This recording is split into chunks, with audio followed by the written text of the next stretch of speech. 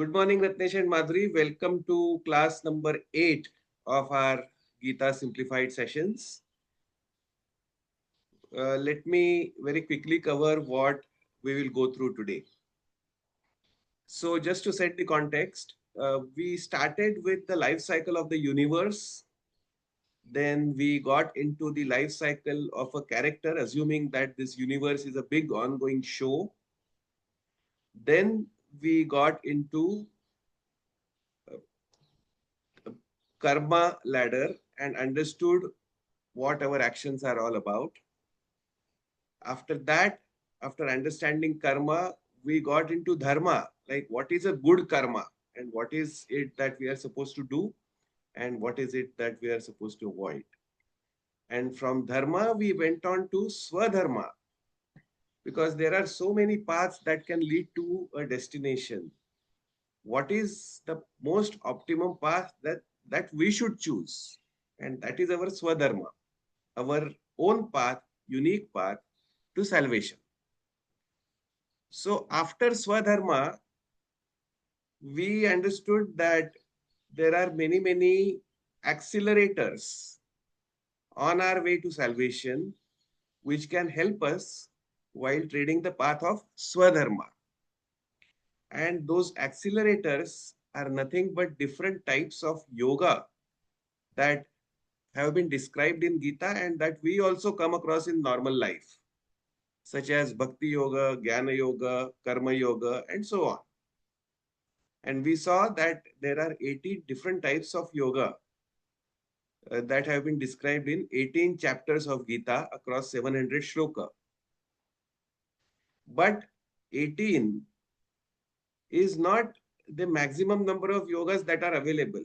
The number of yogas are infinite, just like the number of paths leading to the destination can be infinite, depending on where you are currently and which direction you are approaching from.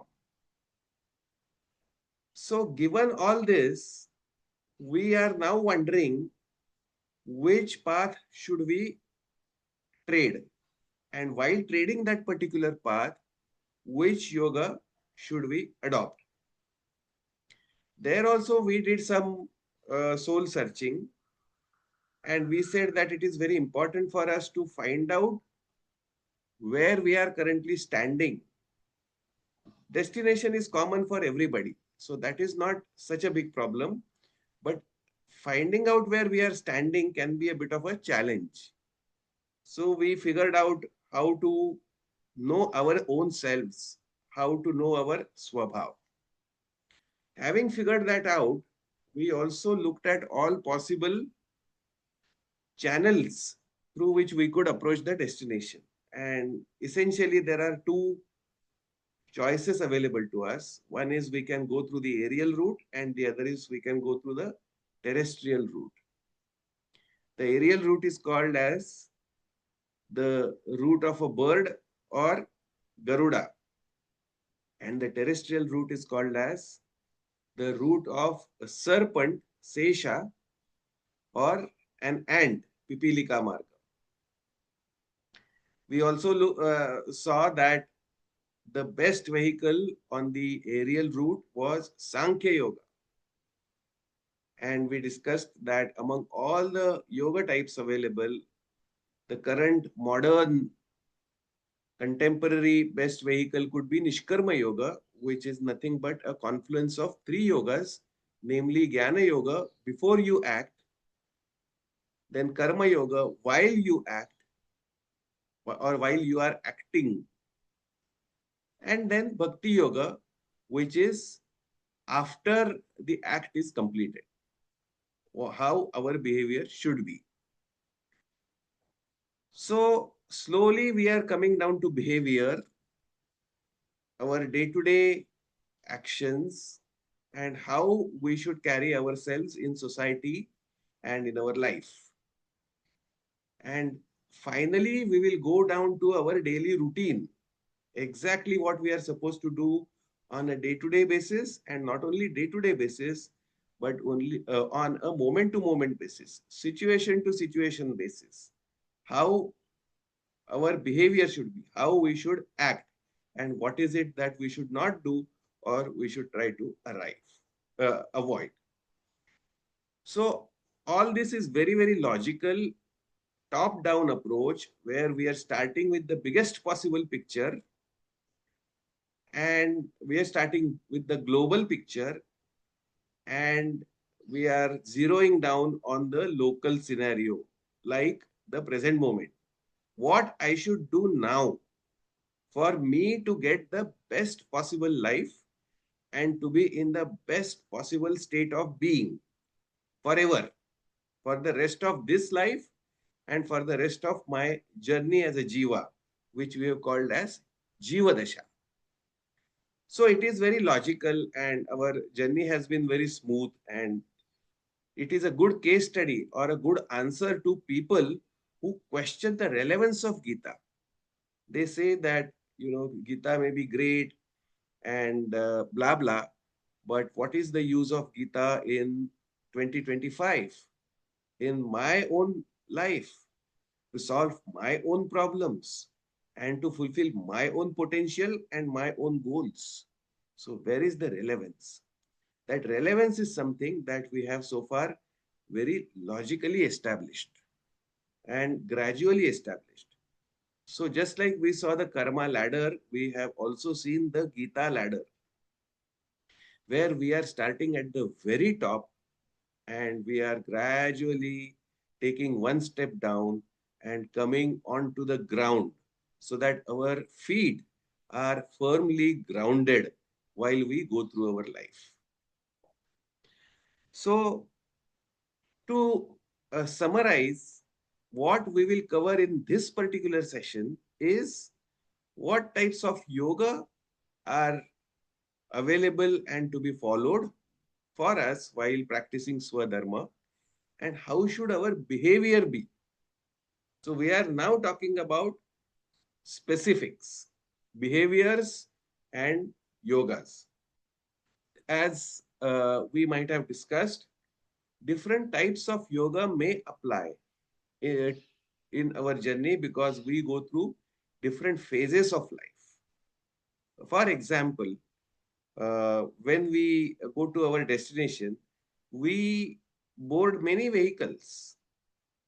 We may go by Ola car to airport, and from airport we may board a plane, and from with that flight we may reach our destination airport, but not the destination itself. So from airport to the destination, again there may be a third vehicle type. We may go in an auto rickshaw, for example, and that kind of thing.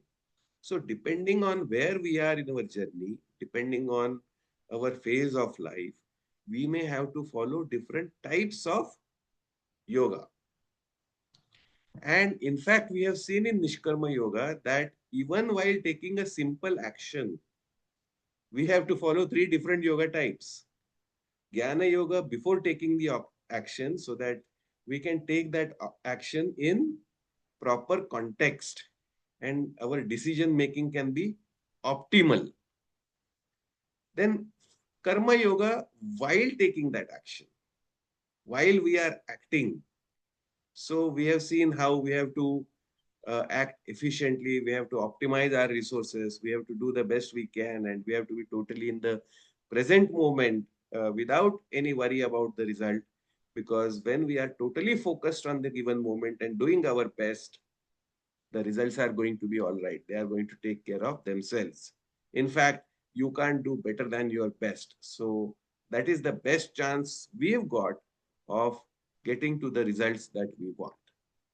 And then, having done what we have to do, we have to be in the mode of acceptance or bhakti yoga, so that we accept the result which we don't control unconditionally, totally, and lovingly with gratitude as prasadam given by the universe for our puja, which is deciding which action to take and then taking that action as efficiently as possible. So there is no better puja than to follow Nishkarma Yoga on a moment to moment basis. And there is no better way to accept prasadam than Nishkarma Yoga. So we have said that Nishkarma Yoga is cool. But if Nishkarma Yoga is cool, then where is the need to discuss what yoga should we follow at what stage in life? So that is something that we will get to understand in a bit more depth in this session. So I go to the second slide now.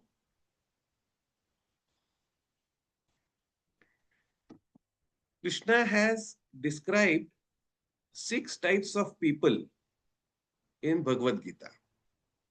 And he says that if you are a human being, then at any point in time, you will belong to any one of these 6 types. And we will understand what these 6 types are. And it is very much possible that we may fluctuate from one type to another as we go through life. And that is where following a different yoga comes into picture for us. Because our personality type itself may change from one to another. However, let me also assure you that for a significant period of time, we are dominated by a single personality type, which means a single personality type is predominant or occupies the maximum percentage of our being in a given phase in life. Now, from one phase to another, this may change. For example, we may be dedicated to knowledge in Brahmacharya ashram, as we saw, and therefore Jnana Yoga may be of utmost importance to us. But in Grihastha ashrama, maybe Karma Yoga may sound more relevant, and we may get more attached to family, raising the family properly, looking after their needs, and also trying to contribute uh, to our best possible ability in the society that we live in or in the profession that we adopt. So remember that this is a bit of a dynamic model and we have to play it by the ear, and therefore it is important to be on top of all possible situations, all possible types, and be able to introspect what is the need of the hour and what we should do at that point. Because even while following Swadharma, we saw that Swadharma should be followed predominantly 80-90% of the time. But then there are two side dharmas that we may have to follow, or we are in fact advised to follow from time to time, which is apad dharma during emergencies and hobbies in our leisure so that we recharge our batteries. So even with Swadharma, we cannot take an extreme view that, this is something that we have to follow 100% of the time. No, it is not possible. Likewise, it is not possible to remain in any one of the 6 types that Krishna has described in Gita. We may keep responding rather than reacting to the needs of the environment around us, and hence we may have to shuffle the type of person we are from time to time. Because at the end of the day, as we have seen in great depth, we are only playing a role and we have to follow what the script writers and directors are asking us to do. So we cannot be totally hung up on a single thing. That is and we have to be light on our feet and we have to adapt and we have to continuously maneuver like Krishna did all his life.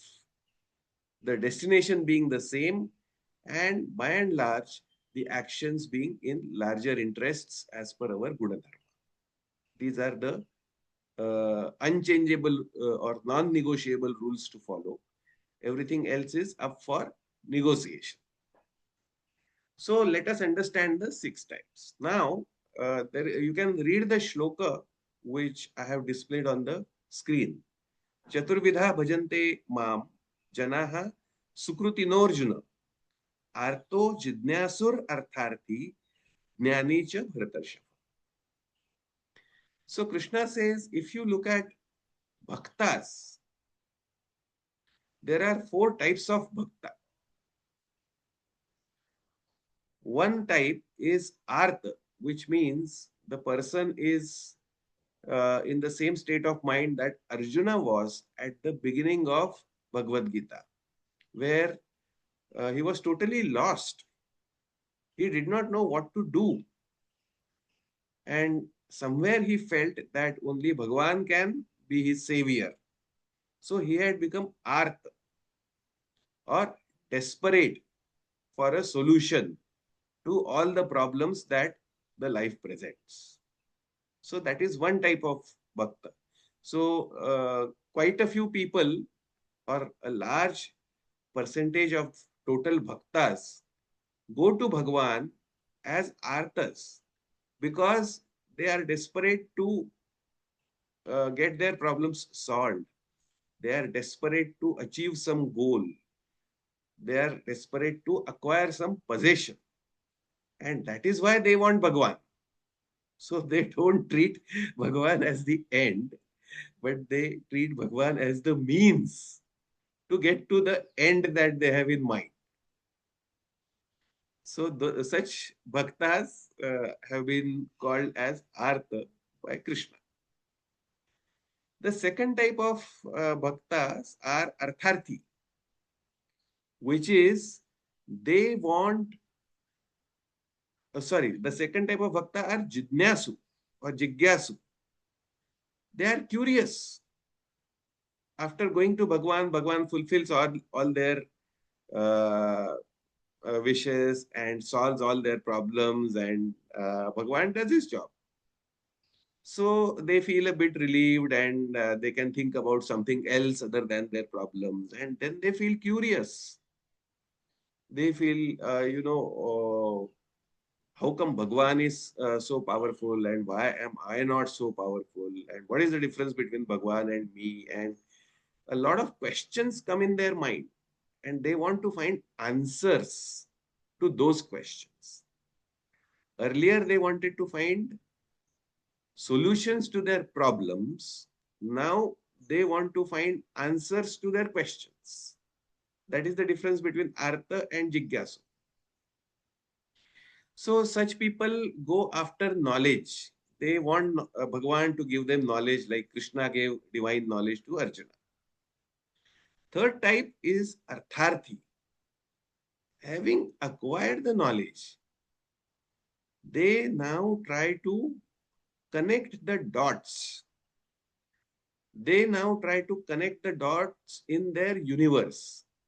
So, what is the relationship between Bhagwan and me? What is the relationship between me and my universe? What is the hierarchy among various dharmas? What is the specific dharma that I should follow? And so on and so forth. How should my behavior be in a conflicting situation? So they try to put meaning to their life using the knowledge or the answers that they have got to their questions. And such bhaktas are called as Artharthi Bhakta. And once they are able to connect all the dots properly, they become knowledgeable or jnani. But they have not become enlightened as yet. So they still remain as bhaktas only, but now they are bhaktas with awareness. Bhaktas whose problems have been taken care of, bhaktas whose questions have been answered, bhaktas who have used the knowledge gained out of the answers to connect the dots, and therefore they have become knowledgeable. So they are like in the last mile or the last standard in the school of life, after which they would graduate. So Gyani is the topmost among all bhaktas, hierarchy wise, and that is why Krishna has said very clearly that Gyani Bhakta is the closest to me, which is to be understood as Gyani Bhaktas are closest to graduation. or if we consider an engineering course, Artha is first year engineering, Jigyasu is second year engineering, Artharthi is third year engineering, and Gyani is the fourth year engineering, after completing which people would graduate and go for the walk-in parade and their convocation and be decorated. Ratnesh, go ahead with your question. Yes sir, इसमें वो कहाँ आएंगे जो भगवान को प्यार करते हैं, जैसे मीराबाई हो गई? हाँ हाँ. So they are the Gyani Bhaktas. Okay. Now, I said at the beginning that there are 6 types of people that Krishna has described. And here he is describing only 4. So what about the 2 types? So let me explain the 2 types. These 4 bhaktas are 4 types out of 6. And it is a spectrum which has 2 ends. So the 5th type is people who have been graduated. So they are not called as bhakta, they are called as mukta, liberated, already enlightened. So the difference between a Gyani Bhakta and a Mukta is this. Gyani Bhakta is like Mirabai, loving God because all problems solved, all questions answered, all dots connected. And just in love with Bhagwan, in an intimate relationship with Bhagwan, like Mirabai. But the problem is, even though the relationship can be very, very, very intimate, beyond our imagination, the number of entities in a relationship is still 2. There is Bhagwan, there is Krishna, and there is Mirabai.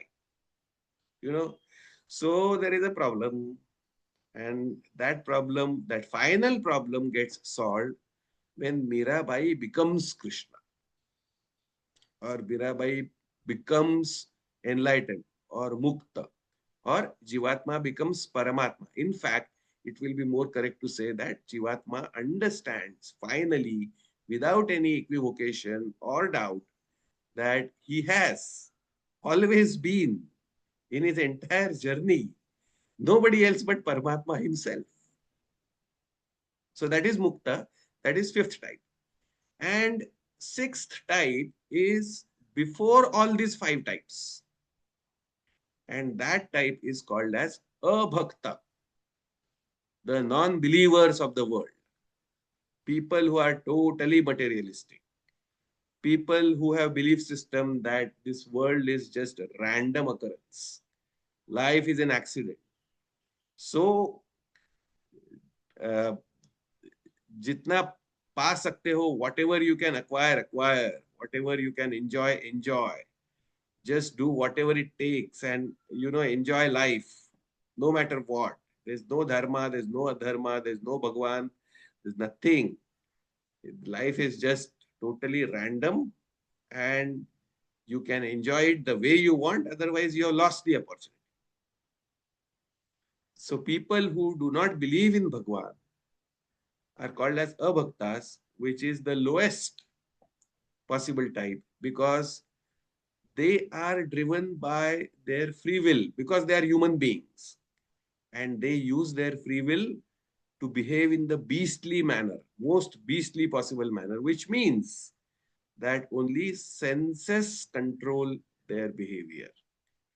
No other thoughts control their behavior. The senses their mind keeps demanding one thing after another, one thing after another. And they are running to catch the next bus, and they are always, even if they have boarded a bus, there is always the next bus to catch. So in a sense, they have always missed the bus. So these poor people also form, unfortunately, the majority in the pyramid of human race. Yeah, Ratnesh, go ahead with your question. Ratnesh, you have raised a hand. Please go ahead with your question. Yes sir, thank you. ये जो अभक्ता है, हाँ. कभी कभार ऐसा नहीं रहता कि यार सो आर्ता और जिज्ञासु, हाँ। ये ना लाइफ में कोशिश करते हैं, बट ऐसा हाँ। कोई बहुत ज्यादा इंजॉय या ऐसा बहुत ज्यादा सक्सेस नहीं पा पाते हैं। तो हम्म। मतलब ना वो इधर के रहते हैं ना उधर के रहते हैं। इससे तो ये अभक्ता अच्छे हम्म। कि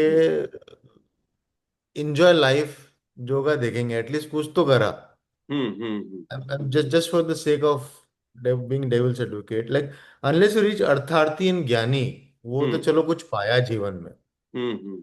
बट मेरे जैसे लोग जो आड़ता हैं या हम्म। थोड़े से जिज्ञासु हैं, वो ना हम्म। इधर के फील होते हैं ना उधर के फील होते हैं। मतलब ना जो लोग एंजॉय कर रहे हैं उनको देख के लगता है कि यार अपना क्या चल रहा है, हम्म। और अपन नहीं कर पा रहे हैं। हाँ.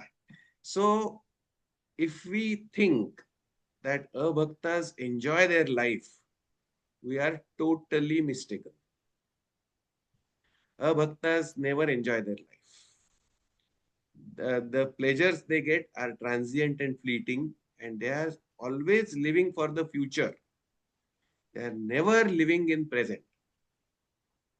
So there is always the next goal that they would want. Even if Duryodhana had won the Kurukshetra war, if he would have killed all Pandavas and won the kingdom, always there would be a question, what next? What next? What next? Because Duryodhana's mind and Duryodhana's senses are insatiable. They have been designed to be insatiable. It is impossible to make them satisfied, contented, happy. They will always, always, always come up with their next demand. They will never let you rest. They will always make you run, run, run till you get exhausted, vomit blood, and die of exhaustion. So, if we think that abhaktas are enjoying, then we are totally wrong, because then the entire evolution is compromised. The entire journey is compromised. The whole quest in human life is to get infinite and irreversible pleasure, bliss. If that bliss itself was available at the very beginning by just being materialistic, why would anyone bother about Bhagwan in the first place? And then try to become Bhagwan himself or herself. It is like saying, you know, uh, without going to engineering college, if I can have everything, or I can do everything that an engineer does, then why the IITs of the world, and why the RECs of the world? And why should there be VJTI and COEP? And why take so much trouble?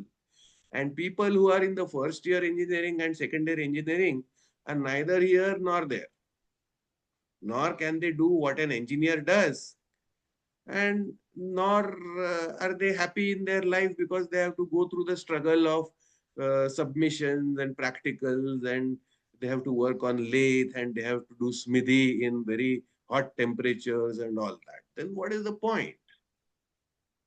So this और sir question is, उसमें इसमें क्या हो जाता है sir, ऐसा लगता है कि चलो मटेरियल्स उसने स्पिरिचुअल पाथ नहीं पाया लेकिन मटेरियल सक्सेस तो पाया।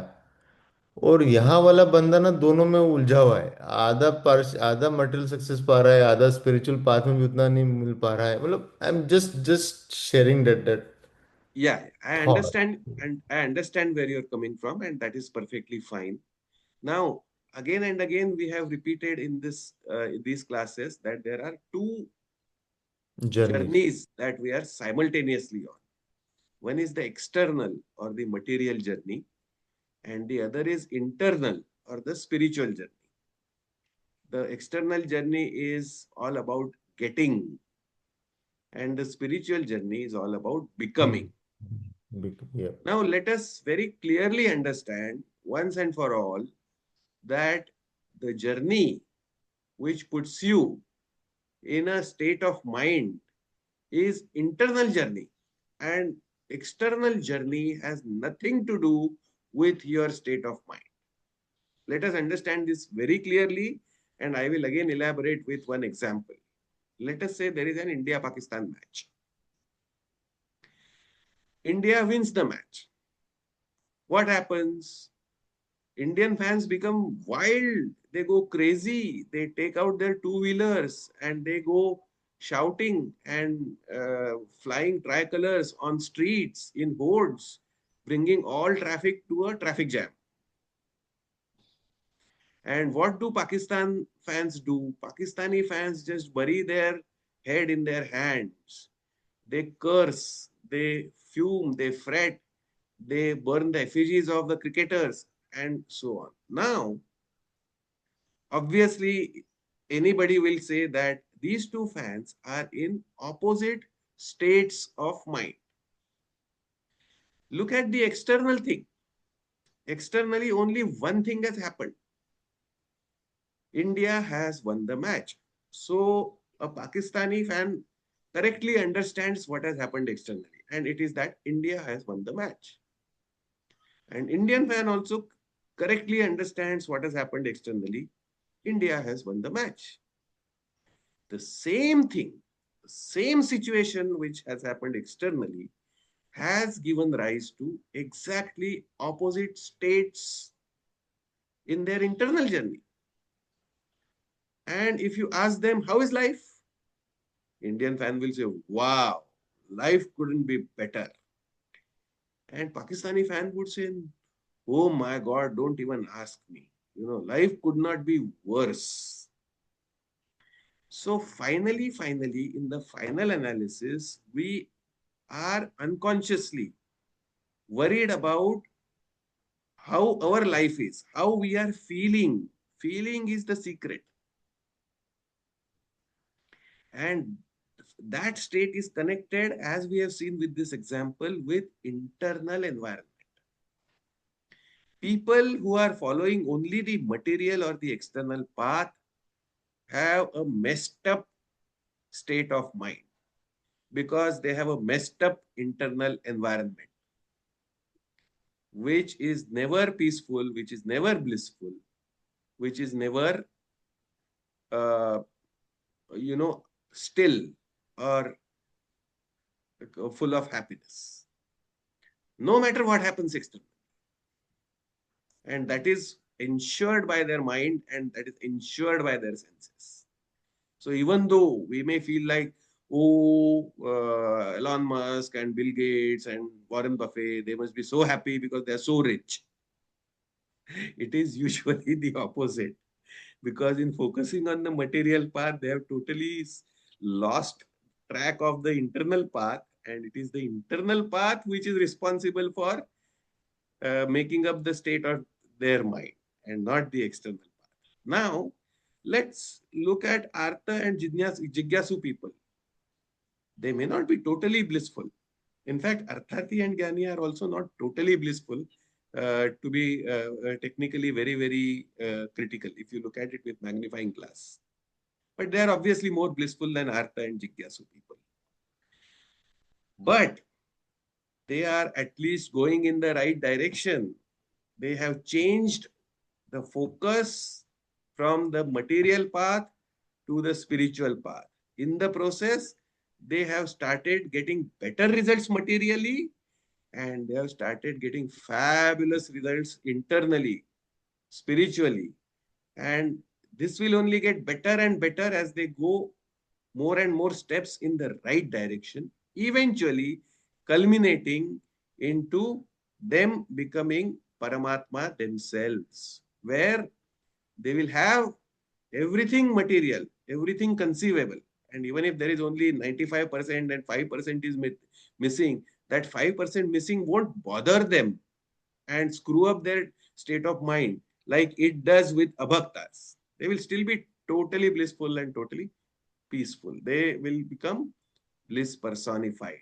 So, uh, abhaktas are worst of Artha Jigyasu, although they may not have everything at the very beginning, because nobody becomes a full-fledged engineer by in the first year of engineering itself.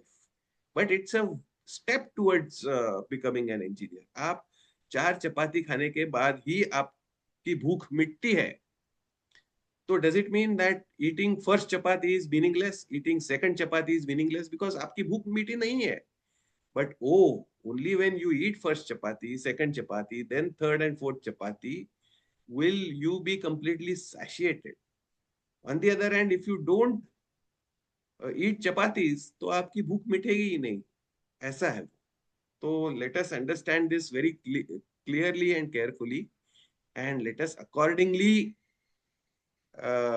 sculpt our mindset that we start shifting our focus from the material to the spiritual path. In the process, like Krishna, you can enjoy both the paths, material and spiritual. However, if your focus is on the material path, you end up having none. You end up enjoying none.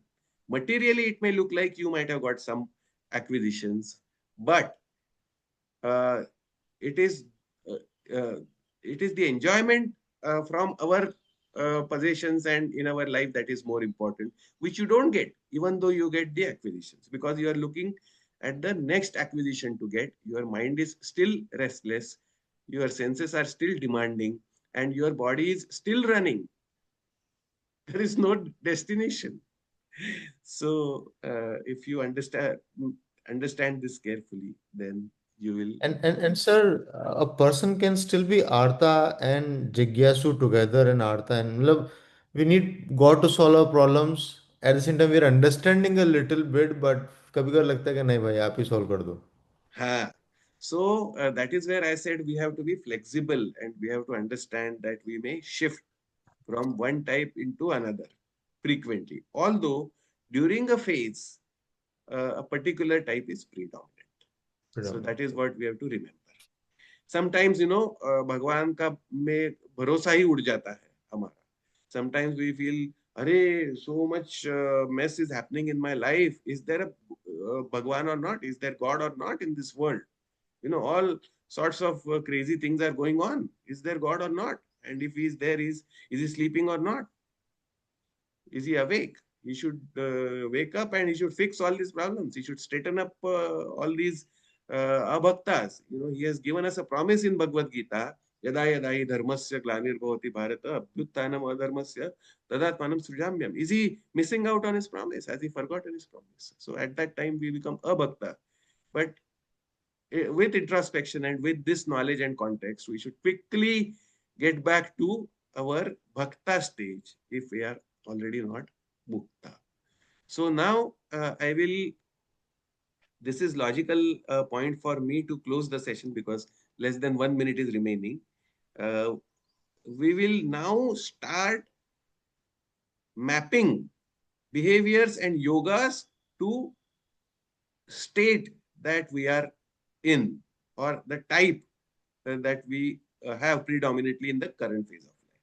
And that we will do after the interval. So let me just close this. Please do join after exactly 10 minutes. Thank you.